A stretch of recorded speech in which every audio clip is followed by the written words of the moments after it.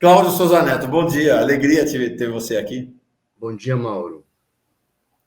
Como eu te falei no bastidor, vou te perguntar sobre o julgamento de Bolsonaro. Queria um olhar seu em princípio, tá? Falta uma confirmação oficial, mas tudo caminha para dia 13 de junho, então não semana que vem, na terça-feira da outra semana, iniciar-se o julgamento, o primeiro dos julgamentos de Bolsonaro no TSE. São 16 investigações. Este é o caso que está pronto, refere-se àquela reunião com embaixadores, quando o Bolsonaro investiu contra as eleições brasileiras. Qual o seu olhar para esse julgamento, Cláudio? Mauro, eu acho que o Bolsonaro praticou muitos crimes, alguns dos quais de natureza eleitoral, né? Então, o governante ele não pode se utilizar da estrutura do Poder Executivo, das suas prerrogativas de presidente da República, com propósitos nem eleitorais, ou seja, de obter votos nas eleições, e muito menos de deslegitimar o processo eleitoral. E ele fez as duas coisas. Ele, se utilizando do espaço da presidência da República e investido na função de presidente da República, convoca embaixadores com o propósito de denunciar o sistema eleitoral brasileiro, valendo-se do cargo, abusando do poder político inerente ao seu cargo. Portanto, eu acho que há grandes chances de o TSE ele realmente condená-lo nessa ação, nessa AGE, e dessa condenação resultará a inelegibilidade do ex-presidente. Essa é uma das ações, são várias ações. Acho muito difícil que o Bolsonaro possa retornar na condição de candidato à vida política brasileira. Na verdade, eu acho que ele deverá dedicar os próximos anos às defesas que deverá fazer nos seus múltiplos processos. Pois é o primeiro de 16, só no TSE. O primeiro de 16, só no TSE. Então, um cenário só no TSE, bem... exatamente. E foi um crime, né? Um crime contra o país, né? Você chamar embaixadores de outros países para falar contra a eleição democrática do seu próprio país é um crime, vamos dizer assim. O TSE acho que não julgará nesses termos, mas é um crime de traição nacional, né? Mauro, na verdade, a democracia ela não pode abrir espaço para candidatos que defendam o fim da própria democracia, né? Isso é uma consciência assumida, né, já desde o advento do nazismo, porque os nazistas ascenderam ao poder por intermédio das regras jurídicas, das regras eleitorais em vigor na Inglaterra na década de 30. E uma vez que tenha se dado essa ascensão, se valeram do poder para suprimir a própria democracia e para perseguir os seus adversários. A democracia ela é muito ampla, ela realmente comporta as mais variadas forças políticas. O que ela não pode comportar são forças políticas que defendem o fim da própria democracia. E, portanto, eu penso que o registro da candidatura de Bolsonaro, já em 2018, deveria ter sido indeferido, como, aliás, acontece em outros países do mundo.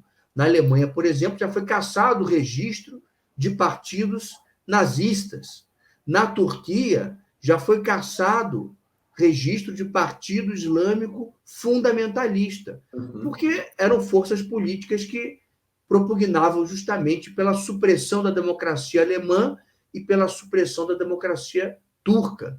Essa matéria chegou à Corte Europeia de Direitos Humanos, que afirmou que os tribunais locais têm esse dever realmente de afastar das disputas eleitorais e da vida partidária aquelas forças políticas que são contrárias à preservação da própria democracia.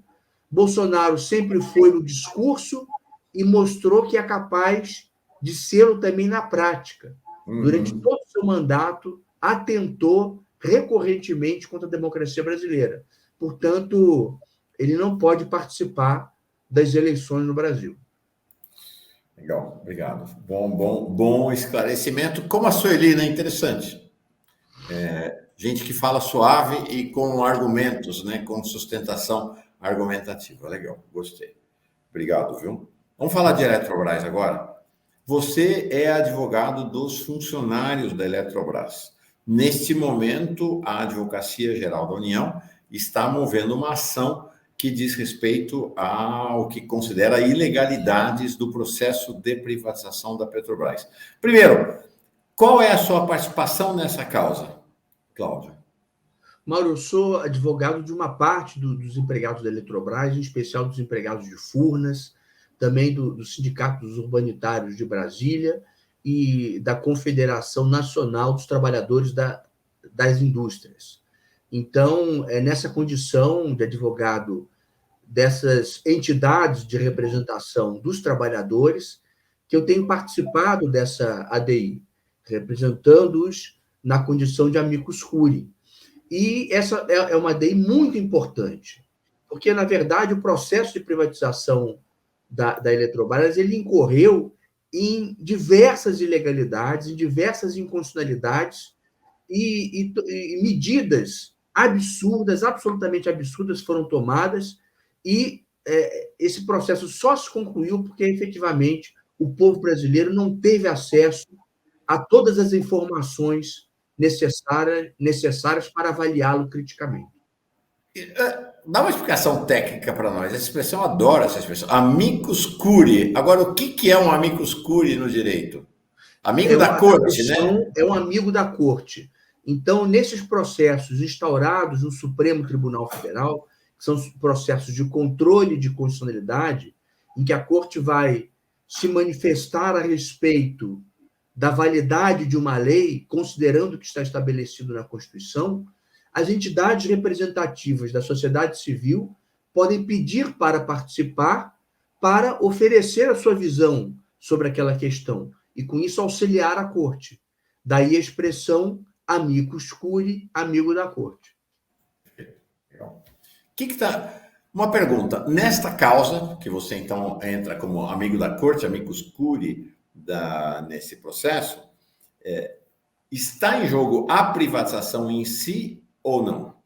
Não Porque tem essa é uma guerra política, né? O Lira, o Pacheco, que cai o governo, mas a privatização da Eletrobras não será revista, é inadmissível que seja revista, botaram uma estaca ali, né?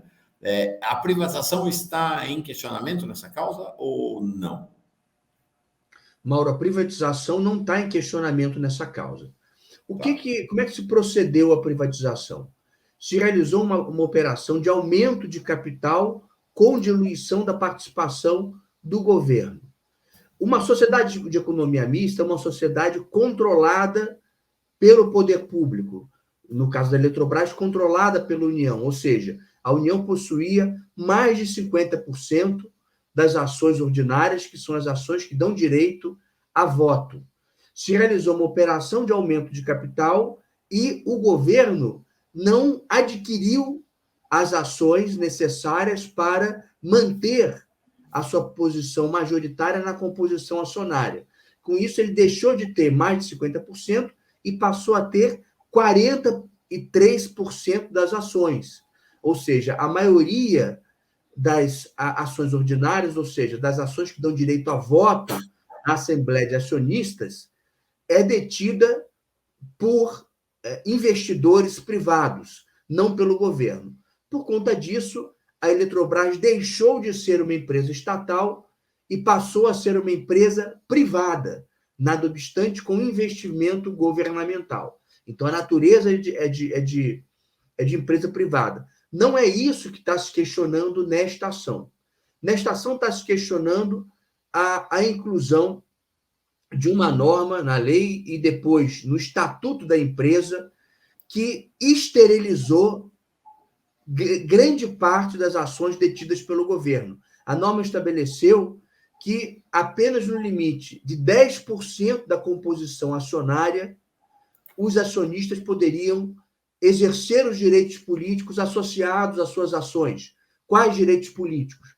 Participar com direito a voto nas assembleias, indicar membros do conselho de administração, indicar membros da diretoria. Então, o governo tem 43% das ações da Eletrobras, mas os direitos inerentes a essas ações só podem ser exercidos até o limite máximo de 10%.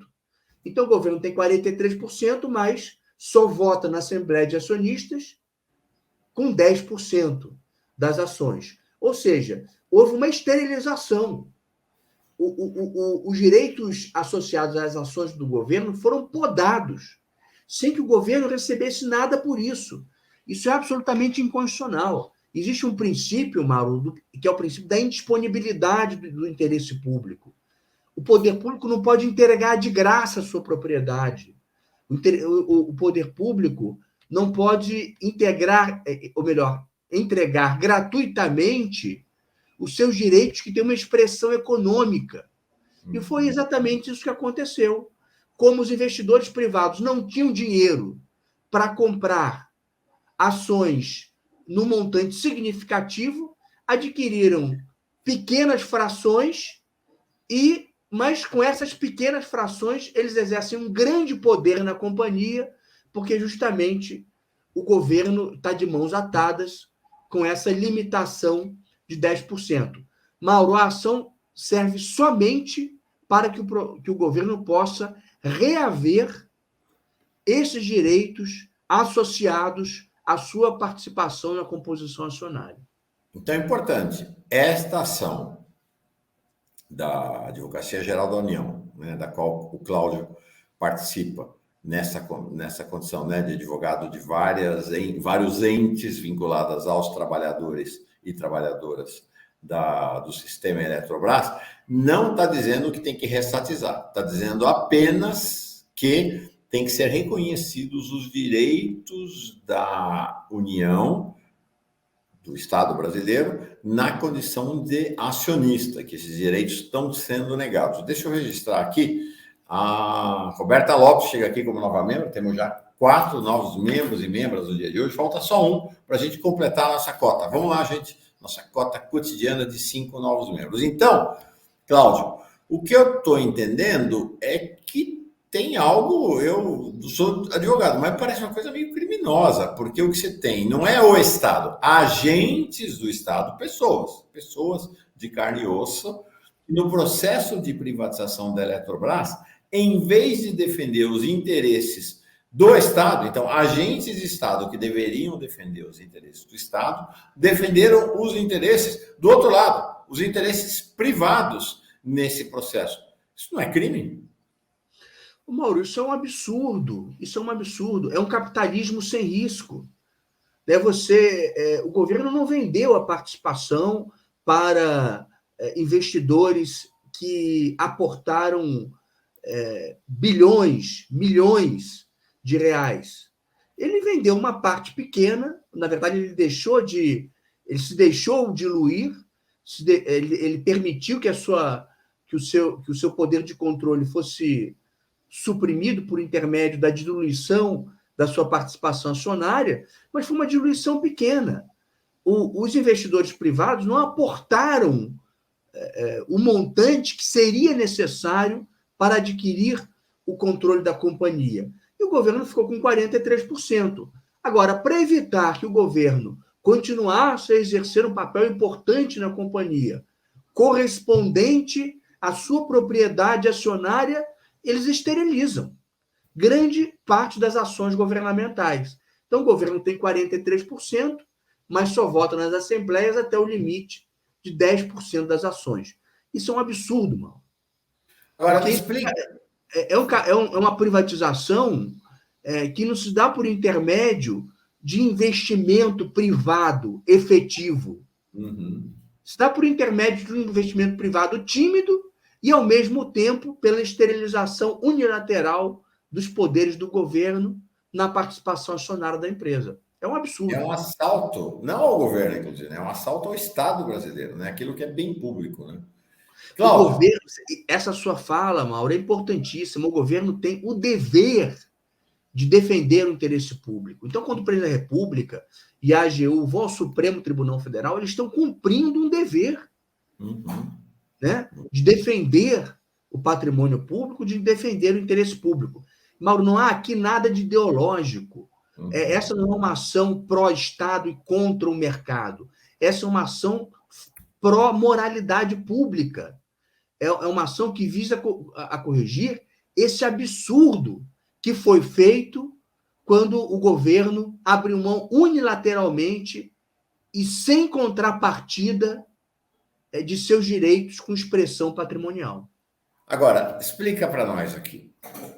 O que alguém que tem apenas 10% das ações de uma empresa pode fazer? E o que alguém que tem 43% pode fazer no interior da empresa? Ou por outra, que direitos foram efetivamente cassados do Estado brasileiro, representado pelo governo, na operação, na estruturação, no cotidiano da Eletrobras? Mauro, quanto maior a sua participação na composição acionária da companhia, mais votos você tem na Assembleia. É a Assembleia que elege, por exemplo, a diretoria da Eletrobras. É a Assembleia que elege, por exemplo, o Conselho de Administração da Eletrobras. Então, o governo ele tem muito mais possibilidades de interferir nos destinos da companhia, na gestão da companhia, tendo uma maior participação acionária. O absurdo disso é que acionistas que adquiriram pouquíssimas ações passam a ter um poder de influência muito maior na Assembleia, na diretoria e no Conselho de Administração, fazendo com que a empresa seja administrada em conformidade com os seus interesses. Então, é isso que está em jogo, nesse processo. Perfeito. Não é uma reestatização. Veja, a empresa não será reestatizada. E essa diferença é muito importante perceber.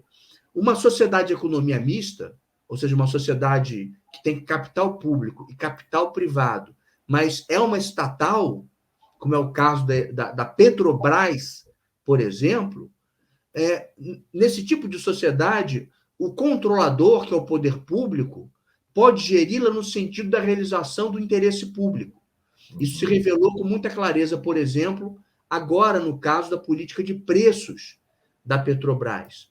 Como a Petrobras é uma empresa estatal, os preços podem ser fixados não no sentido de maximizar a lucratividade dos acionistas minoritários. O preço pode ser fixado também no sentido da realização do interesse público. Isso está na lei das SAs desde a década de 70, isso está no artigo 173 da Constituição Federal.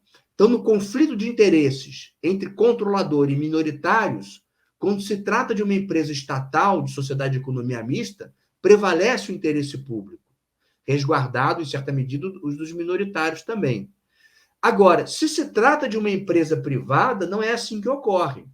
Então, se houver um conflito de interesses entre o interesse da União e o interesse dos minoritários, de maximizar a lucratividade da companhia, prevalece o interesse dos minoritários, porque a empresa continuará sendo uma empresa privada. Com a procedência dessa ação proposta perante o Supremo Tribunal Federal, a União não reassumirá o controle da empresa. Portanto, ela continuará sendo administrada como uma empresa privada voltada para a maximização da lucratividade. Isso é importante frisar. Não se trata de uma proposta de reestatização. Perfeito. Se trata apenas de enfrentar um problema seríssimo de imoralidade administrativa, que foi a entrega gratuita do patrimônio público realizada durante esse processo de privatização.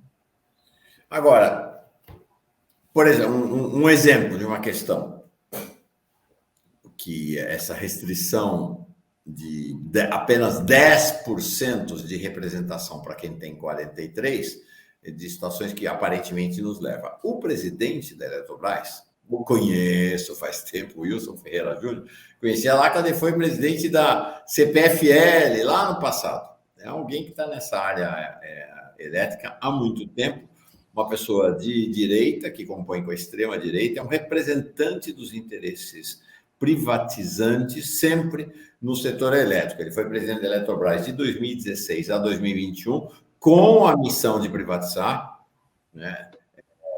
Saiu para ir para a Vibra Energia, voltou agora. Com uma presença de 43% na Assembleia e, portanto, com direito a indicar conselheiros, é possível que o Wilson não continuasse na presidência da Eletrobras, da Wilson Ferreira Júnior, alguém que está lá a serviço dos minoritários para detonar com a Eletrobras, na verdade.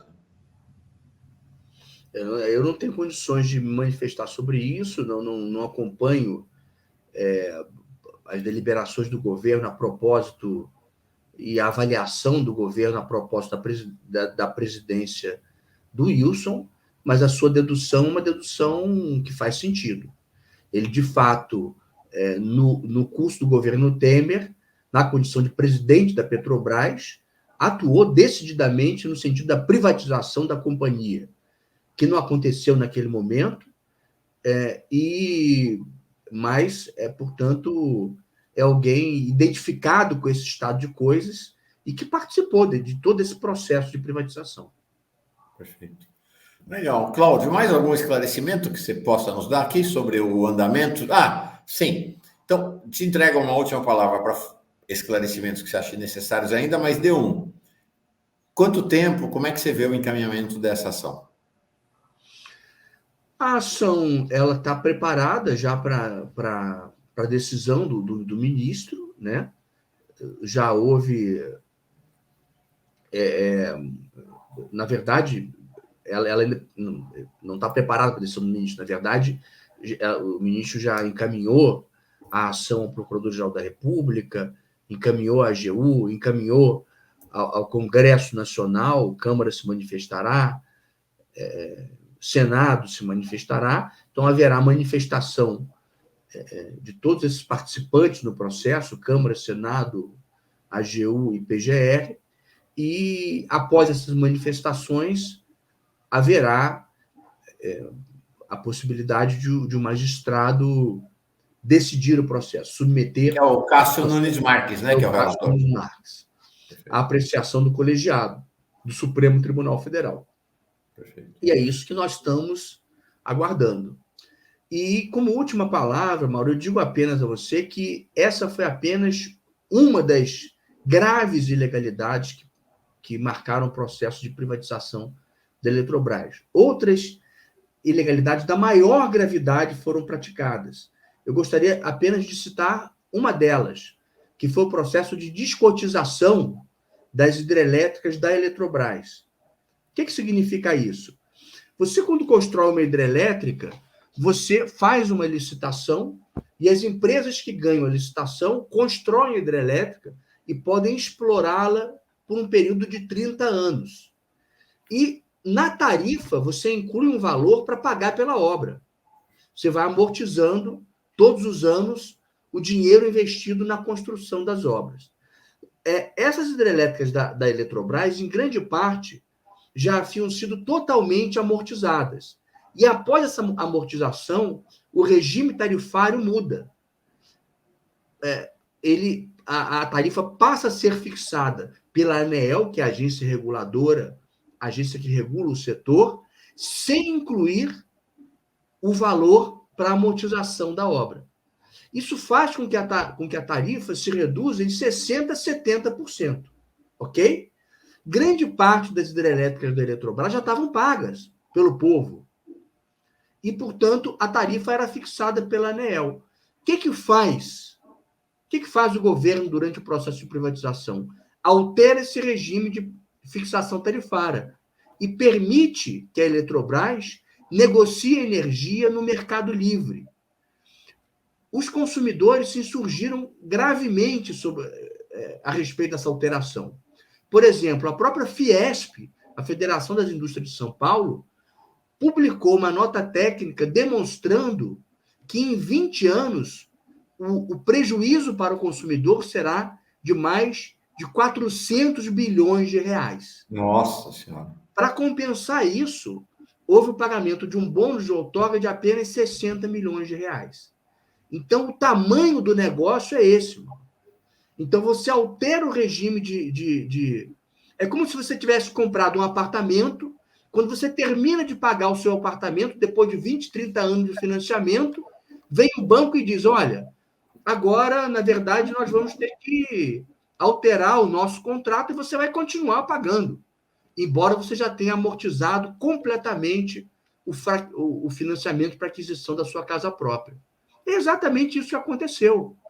Então, esse problema, Mauro, essa privatização, não tem nada a ver com uma atitude pró-mercado, pró-livre iniciativa. Pelo contrário, isso é contra a livre iniciativa. Para você ter uma livre iniciativa potente no Brasil, você precisa ter energia barata e energia segura. Uma energia cara, uma energia explorada por meia dúzia de investidores privados, isso impede o empreendimento privado no Brasil. Então, é disso que se trata. Né? Não há aqui nenhum problema de natureza ideológico. É uma questão muito mais atinente à moralidade pública, à impessoalidade da atuação do governo e à necessidade que no Brasil nós observemos o que a lei e a Constituição estabelecem. Ou seja, a privatização da Petrobras não foi feita para atender fundamentos do próprio capitalismo. Ela foi feita para tornar a empresa um clube de oligarcas brasileiros, né? Que se favorecem. Exatamente, um clube de oligarcas. A meia dúzia que gastou pouquíssimo porque não tinha dinheiro para comprar efetivamente as ações do governo, o que obrigou o governo a esterilizar suas ações, então ele continua tendo 43%, mas só vota com 10%, e, ao mesmo tempo, você alterar a fixação das tarifas, porque a energia elétrica é um serviço público, então, alterar a fixação das tarifas para que essa meia dúzia possa extrair valores imerecidos, absurdos, que não correspondem ao seu investimento, e isso são medidas contra o consumidor residencial, né? Mas também medidas contra o próprio empreendedor privado brasileiro. Eu conversei com o advogado, jurista, Cláudio Souza Neto. Ele é advogado de funcionários da Eletrobras, de várias entidades, e participa nesta qualidade como amigo da corte, uma expressão que todos que não são advogados e advogados aqui conhecemos hoje, na luta que a Advocacia Geral da União enfrenta atualmente no STF para defender os interesses públicos do Estado brasileiro nesse processo criminoso de privatização da Eletrobras. Cláudio, nós vamos conversar muitas vezes aqui, que eu quero acompanhar para e passo o andamento desse processo lá no STF. Obrigado, gostei demais dos seus esclarecimentos. À sua disposição. Valeu. Tá bom, um abraço.